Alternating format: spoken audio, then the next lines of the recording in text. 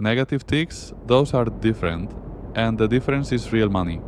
Because get it wrong, and a swap moving down through negative territory hunts for the next tick on the wrong side of the price. That's an off by one that corrupts which positions are active. And this exact pattern, floor versus truncation, is a recurring bug class in V3 forks that decide to simplify this library. Then notice where those guarantees live, one layer up in check ticks and in the pool. That comment says the overflow is prevented externally. When you audit a fork, that is a claim you verify, not accept. Okay, the swap loop has a question it asks constantly, and it cannot afford a slow answer.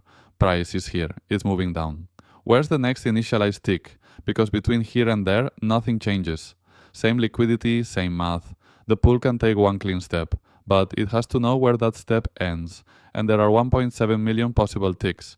You are not scanning those. One storage read, and you know where the next initialized tick is.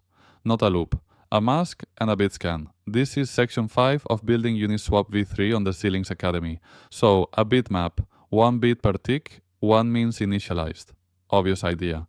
The interesting part is everything around it. First, don't waste bits. From section 2, only ticks divisible by the tick spacing can ever be initialized. So the bitmap doesn't index tick space, it indexes compressed space. Compressed equals tick divided by tick spacing. And there's one subtlety in that division that you must not skip. Solidity's integer division truncates toward 0. The bitmap needs floor division toward negative infinity, so that every real tick maps into the compressed slot, at or below it. For positive ticks, those are the same thing. For negative ticks, they are not. Spacing 60, tick minus 7. That sits between usable tick minus 60 and usable tick 0.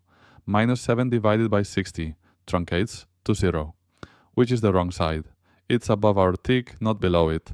The correction ticks it down to minus 1, which represents usable tick minus 60. The usable tick at or below minus 7. Correct. Truncation rounds towards 0. The bitmap needs floor. For negative ticks, those are different, and the difference is real money. Because get it wrong, and a swap moving down through negative territory hunts for the next tick on the wrong side of the price. That's an off by one that corrupts which positions are active. And this exact pattern, floor versus truncation, is a recurring bug class in V3 forks that decide to simplify this library. Then you split the compressed index into a word and a bit. Word position is compressed, shifted right by 8. Bit position is compressed modulo 256. And notice it shifts rather than divides, because an arithmetic shift right already floors for negatives. You don't need a correction here, you get it for free from the shift. The bit position has a cast that looks like line noise until you work it out. A uint 8 of a uint 24 of the remainder. Take compressed equals minus 1. Minus 1 modulo 256 is minus 1. Cast to uint 24 and you get all f's. Take the bottom byte and you get 255. The top bit of word minus 1, which is exactly where compressed minus 1 belongs, concrete 1. Spacing 60, tick 85,200. Compressed is 1420. Word position is 1420, shifted right 8, which is 5. Bit position is 1420 minus 5 times 256, 140. Word 5, bit 140, now flipping. And this one is a design choice worth noticing. The function is called flipTick, and it uses XOR, not set, not clear. XOR. That's deliberate because the caller only ever invokes it on a genuine zero boundary, when a tick's gross liquidity goes from 0 to something, or back down to 0. So XOR makes the operation self-inverse.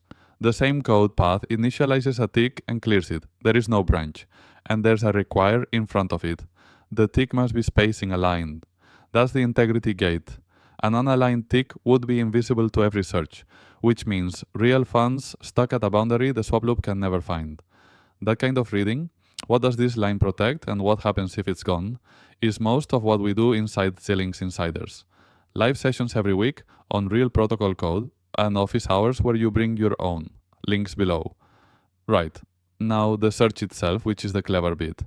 The question is, within this word, where's the nearest set bit in this direction?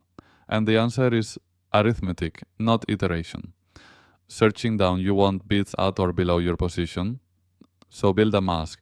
1 shifted left by bit position, minus 1, gives you every bit strictly below. Then add one shifted left by bit position again, and you've included your own bit.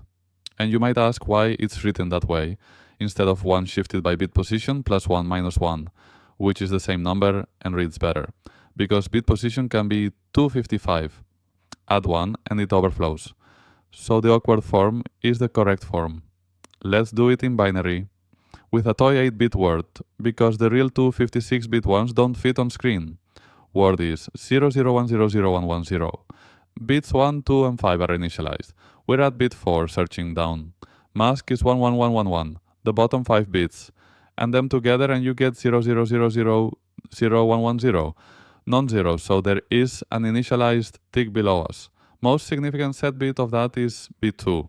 So the distance is 4 minus 2, which is 2.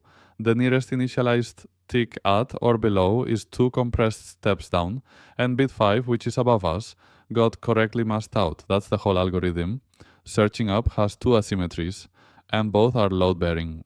First, it starts from compressed plus 1, not compressed, because greater than excludes where you already are, and the swap loop is already standing on that tick.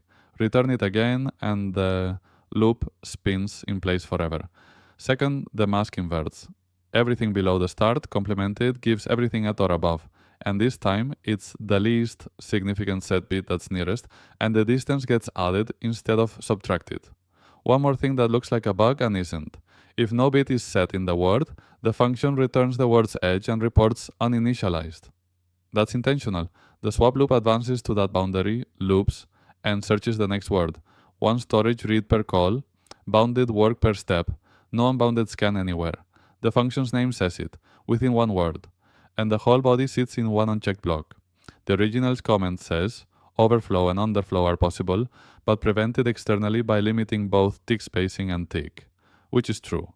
The bit distances are provably in range because of the masking, and the products are bounded because callers only pass valid ticks. But notice where those guarantees live, one layer up in check ticks and in the pool. That comment says the overflow is prevented externally. When you audit a fork, that is a claim you verify, not accept. Okay, let's write the 2 pieces that carry all of this. First, compression, with the floor correction we just talked about. Divide by tick spacing. Then, only if the tick is negative and it isn't an exact multiple decrement. Read that condition carefully. Both halves matter. Positive ticks are already correct because truncation and floor agree there. Exact multiples are already correct because there's no fraction to lose. It's only negative non-multiples where truncation lands on the wrong side.